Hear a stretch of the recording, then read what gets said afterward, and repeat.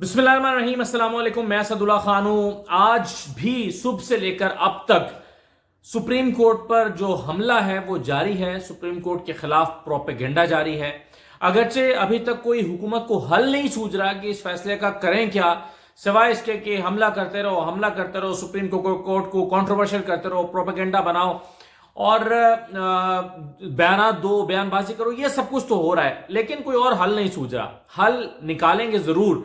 उसकी वजह यह है कि पहले तो मैं चलें आपके साथ शेयर कर लेता हूं कि इलेक्शन कमीशन का जो आज इजलास हुआ है, इलेक्शन कमीशन का इजलास हुआ है जिसका एलामिया तो अभी तक नहीं आया, लेकिन उससे सोर्सेज से जो खबरें हमारे सामने आई हैं वो ये है कि इलेक्शन कमीशन ने फैसला किया है कि सुप्रीम कोर्ट के फैसले पर मिनो अन अमल किया जाएगा। इलेक्शन कमीशन ने फैसला किया है कि 14 मई को पंजाब में इंतखाबात कराए जाएंगे।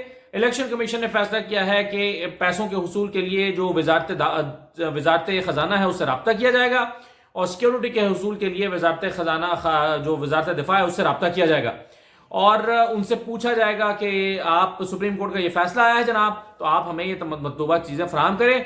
और इलेक्शन कमीशन ने फैसला कर लिया है कि सुप्रीम कोर्ट के फैसले के मुताबिक आगे चलेंगे। अच्छा, अब यहां तक तो हो गई खबर जो हमारे सामने आई है, लेकिन इसको बाज लोग बहुत बड़ी खबर बना के पेश कर रहे हैं। मेरे नजदीक ये इतनी बड़ी खबर नहीं है। उसकी क्या वजह है? उसकी वजह है कि सुप्रीम इलेक्शन कमीशन के पास तो ये कहने के अलावा कोई हल ही नहीं था। इलेक्शन कमीशन तो ये कह ही नहीं सकता, इस पोजीशन में ही नहीं है कि जी हम नहीं कराते इलेक्शन। इलेक्शन कमीशन ने तो सुप्रीम कोर्ट में भी कह दिया कि हमें वसाइल मिल जाए तो हम कराने के लिए तैयार हैं, और ये फैसले में भी लिखा हुआ है। फैसला पैराग्राफ नंबर 4 में फैसले के उसमें भी लिखा हुआ है। तो इलेक्शन कमीशन का यह कहना कि जी हम इलेक्शन कराएंगे, सुप्रीम कोर्ट के फैसले के साथ खड़े हैं, हम इधर मुतल्लिका इदारों से राब्ता करेंगे, इसको आप रूटीन की कार्रवाई समझें। इसके अलावा इलेक्शन कमीशन के पास तो कोई हल ही नहीं था। इलेक्शन कमीशन ने यही करना है, लेकिन वारदात वहां डलेगी जाके जहां इलेक्शन कमीशन कहेगा कि जनाब अब मैं क्या कर सकता हूं, मैंने राब्ता किया, पैसे मांगे, पैसे नहीं दिए इन्होंने, और 11 तारीख को सुप्रीम कोर्ट में रिपोर्ट जमा करा देंगे कि जनाब हमने पैसे मांगे थे, पैसे नहीं मिले, बताएं अब हम क्या करें। हम तो कराना चाहते थे, हमने तो इजलास किया था, अगले ही दिन इजलास किया था, अगले ही दिन इजलास में फैसला किया था कि हम तैयार हैं इलेक्शन कराने के लिए, तो अब हम क्या करें, हमें तो पैसे नहीं मिल रहे। तो फिर बात आ जाएगी हुकूमत के ऊपर।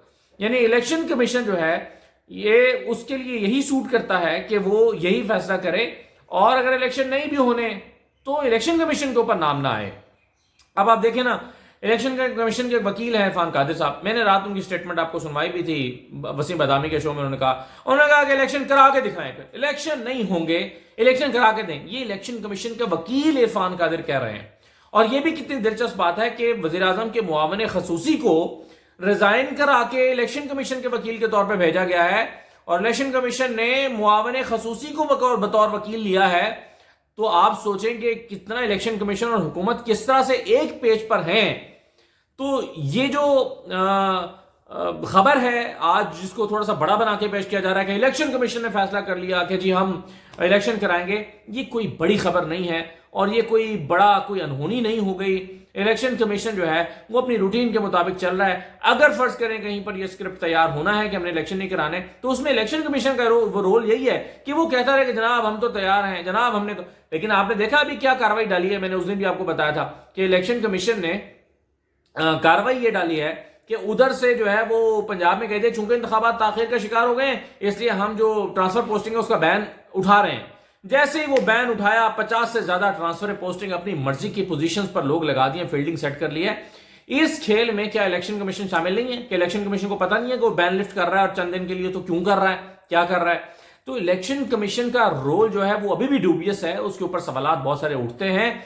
लेकिन और आप आइंदा दिनों में देखिएगा कि हुकूमत की तरफ से जो इस वक्त प्लान्स बनाए जा रहे हैं इलेक्शन ना कराने के हवाले से, अब इलेक्शन कमीशन का अपना वकील, जैसा कि मैंने कह दिया आपको, कि वो कह रहा है कि इलेक्शन नहीं हो सकते, जो करके दिखाएं, फिर इलेक्शन करा के दिखाएं, इलेक्शन नहीं होने। ये इलेक्शन कमीशन का वकील कह रहा है इरफान कादिर, जो कि वज़ीर आज़म का मुआवन खसूसी नहीं है, रिजाइन करा के वो आए थे।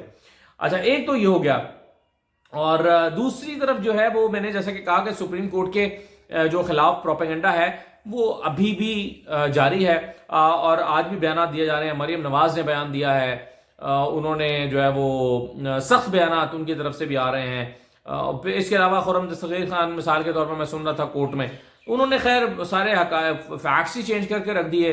उन्होंने कहा कि हमसे सुप्रीम कोर्ट ने राइट ऑफ एसोसिएशन छीना, کب؟ جب نواز شریف پر پابندی لگائی کہ وہ بطور پارٹی کے صدر نہیں ہو سکتے، اور اس سلسلے میں جو پرسن اسپیسیفک قانون سازی کی گئی اس کو اڑا دیا گیا تھا. تو کہا گیا کہ جی خرم دستگیر خان صاحب نے کہا کہ ہم سے رائٹ آف ایسوسیشن چھین لیا گیا. کیسے؟ اس کی تشریح انہوں نے یہ کی کہ اگر کوئی گروہ یا جماعت بنا کر کسی شخص کو اپنا سربراہ مقرر کرتا ہے تو یہ اس کا رائٹ ہے. تو وہ کہتے ہیں ایسے ہی مسلم لیگ نون ایک جماعت ہے، اس نے ایک تنظیم بنائی اور وہ تنظیم بنا کے نواز شریف کو اپنا صدر منتخب کرنا چاہتی ہے تو یہ اس کا رائٹ ہے. تو ہم سے یہ رائٹ چھین لیا گیا.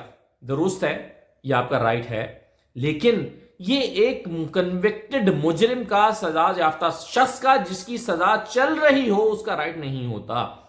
ایک شخص جس کو الیکشن لڑنے کے لیے نااہل کر دیا گیا ہے، اور جو شخص جو ہے وہ الیکشن نہیں لڑ سکتا، تو اسی روشنی میں سپریم کورٹ نے کہا تھا کہ وہ اس پارٹی کا صدر بھی نہیں ہو سکتا. تو یہ رائٹ دیکھیں، جب بھی ایک قیدی کے بھی یا ایک مجرم کے بنیادی انسانی حقوق سلب ہو جاتے ہیں، کچھ حقوق اس کے سلب ہو جاتے ہیں. مثلا فریڈم آف موومنٹ کا ایک رائٹ ہے، جیل میں یہ نہیں ہوتا. فریڈم آف سپیچ ایک رائٹ ہے، جیل میں یہ نہیں ہوتا. فریڈم آف پروسیشن ایک رائٹ ہے، جیل میں یہ نہیں ہوتا.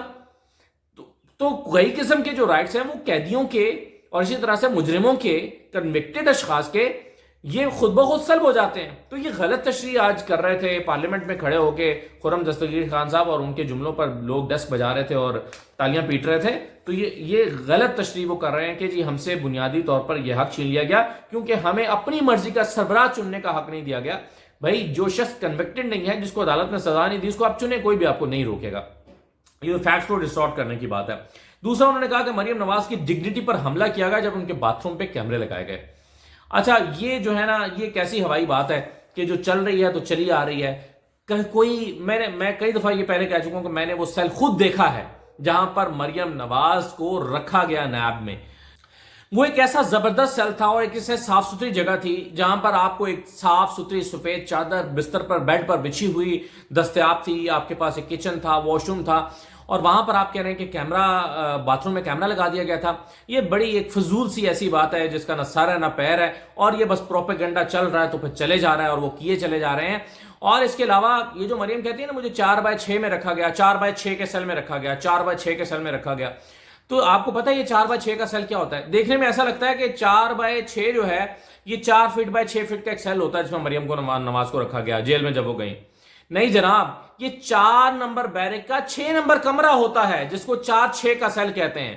4 نمبر بیرک ہے، 6 نمبر کمرہ ہے، 4-6 میں رکھا گیا جس کو ہم کہتے ہیں. اور یہ عام معمول سے بڑے ہال ہوتے ہیں جس میں عام طور پر جب قیدیوں کو لایا جاتا ہے اور پہلا دن وہ وہاں پر گزارتے ہیں، ان کا ڈیٹا نوٹ کیا جاتا ہے، ان کے بیانات ابتدائی لیے جاتے ہیں، تو یہ ان میں رکھا جاتا ہے. اور اکثر اوقات 30-40 لوگوں کو 4-6 میں رکھا جاتا ہے اکٹھے. لیکن مریم صاحبہ چونکہ وی آئی پی تھیں تو ان کو اکیلے الگ 4-6 میں رکھا گیا تھا. تو یہ بڑا ہال نما کمرہ ہوتا ہے، یہ 4x6 کا 4 فٹ بائی 6 فٹ کا نہیں ہوتا. تو یہ جو کہہ رہے ہیں کہ جی مریم نواز کے کیمرے لگائے گئے، ان کی ڈگنیٹی کو متاثر کیا گیا، یہ کیمرہ باتھ روم کے اوپر نہیں لگایا گیا.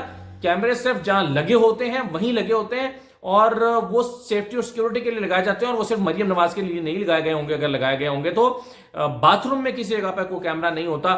یہ جو ہے بس ہوائی چیز چل رہی ہے اور چل رہی ہے. پھر انہوں نے کہا کہ نہال ہاشمی، طلال چودھری سے الیکشن لڑنے کا حق چھین لیا گیا. اور بھائی اگر آپ عدالتوں کے اوپر حملہ کریں اور کہیں کہ تمہارے بچوں پر زمین تنگ کر دیں گے تو کیا کوئی کارروائی نہیں ہونی چاہیے؟ کیا نہ اس کی توہین عدالت اور اس پر سزا کے طور پر اس کی نااہلی نہیں ہونی چاہیے؟ آپ کچھ بھی کہتے رہے عدالتوں کو. تو یہ بھی ایک صرف ایک بیانیہ بنانے کے لیے باتیں کی جا رہی ہیں. تو پھر یہ بھی انہوں نے کہا کہ پارلیمنٹ میں تقریر کرتے ہوئے کہ آج کیا ہم قیدیوں سے ایسا سلوک کر رہے ہیں جیسا ہمارے ساتھ کیا گیا؟ نہیں جناب، آپ ایسا سلوک نہیں کر رہے، کیونکہ آپ لوگوں کو ننگا کرتے ہیں.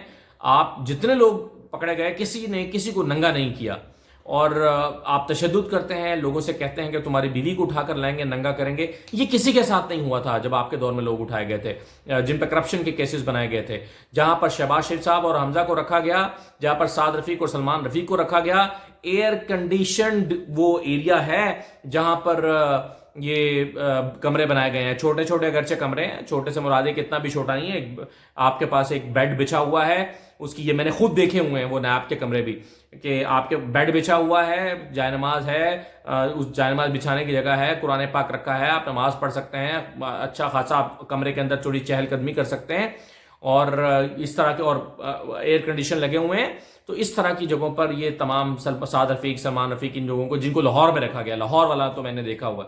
تو کہنے کا مطلب یہ ہے کہ یہ جو جملہ کہا آج خرم دستگیر خان صاحب نے بھی کہ جو سلوک ہمارے ساتھ ہوتا رہا ہم نے تو وہ قیدیوں کے ساتھ نہیں کیا، تو ان قیدیوں بیچاروں کے ساتھ تو ان کو تو آپ نے کپڑے اتار کے ننگا کیا، یہاں تک کہ صحافیوں کو بھی کپڑے اتار کے ننگا کیا اور مارا.